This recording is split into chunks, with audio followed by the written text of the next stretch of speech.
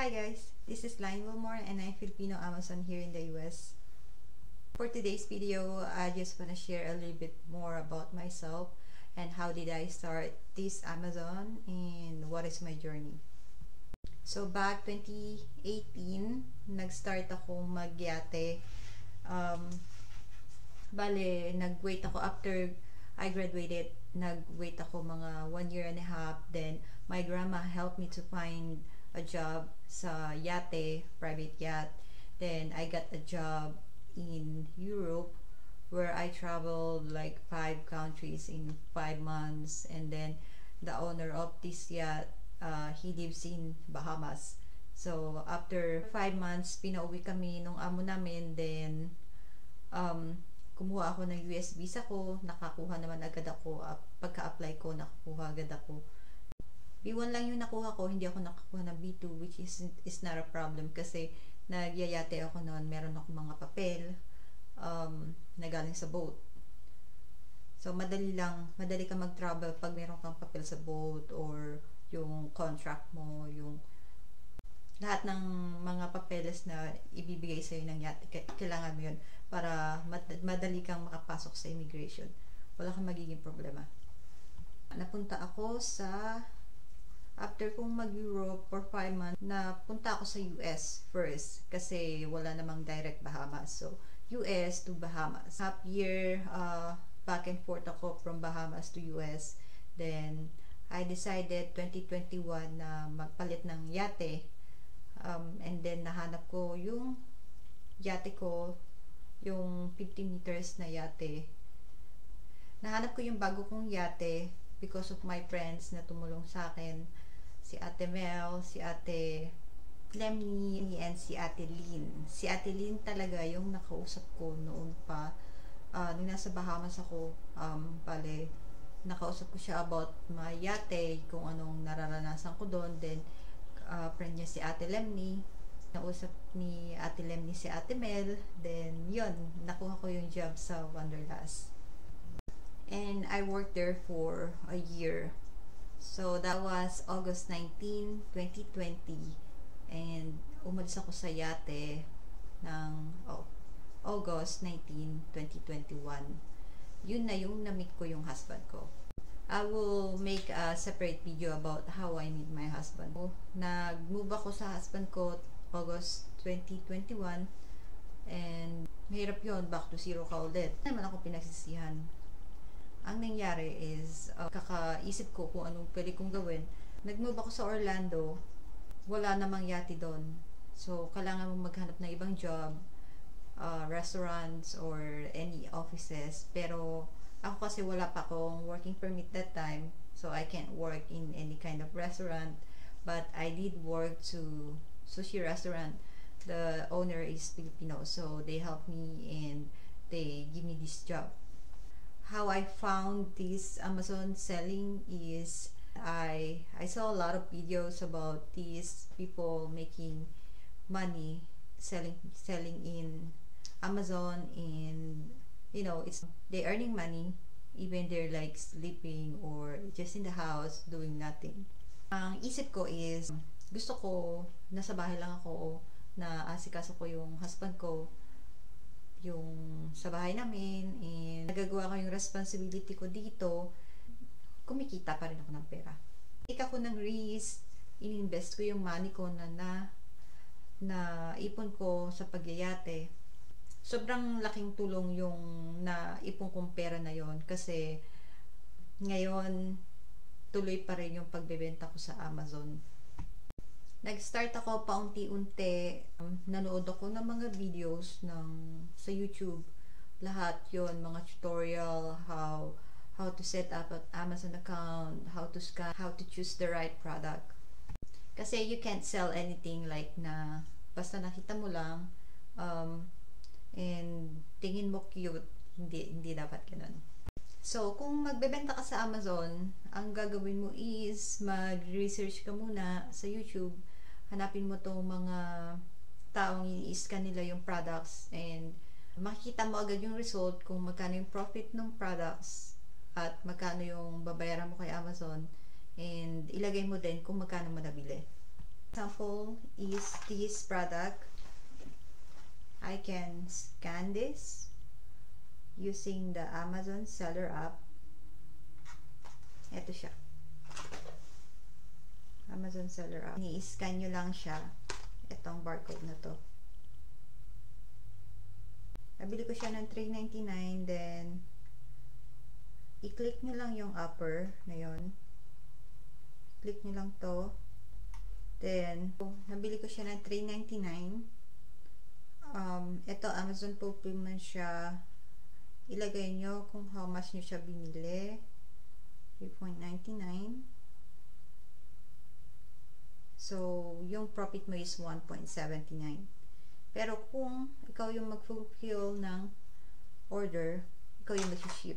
So, how much ibebenta at how much mo nabili? $3.99. And then, normally, the shipping fee is $3.40 sa ganitong kagaan.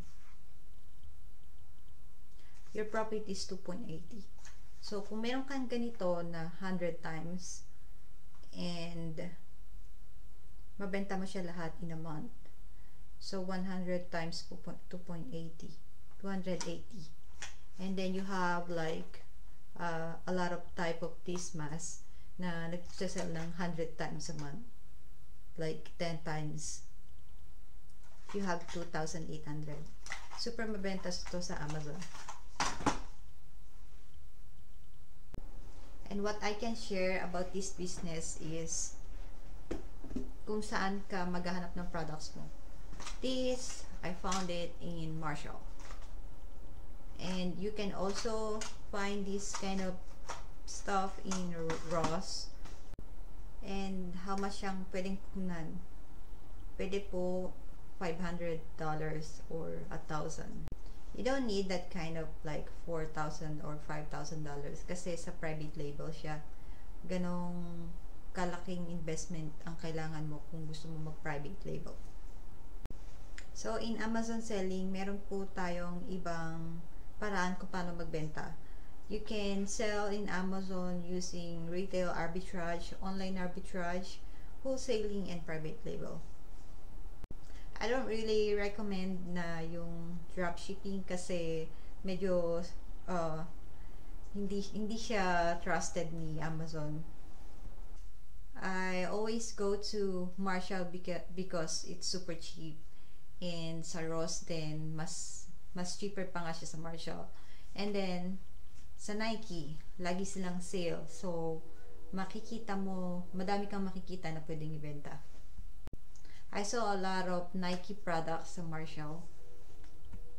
Tapos pag nakakita ako ng product na pwedeng ibenta, in-scan ko, and what I do, pag may nakita ako na isa, hahanapin ko lahat doon sa line of, example, leggings. I saw a Nike leggings, super cheap sa Marshall. It's like $19.99.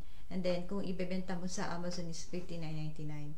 Kita ko marami pa siyang kasamahan. Marami siyang leggings na katulad na same size at yung price niya is $59.99.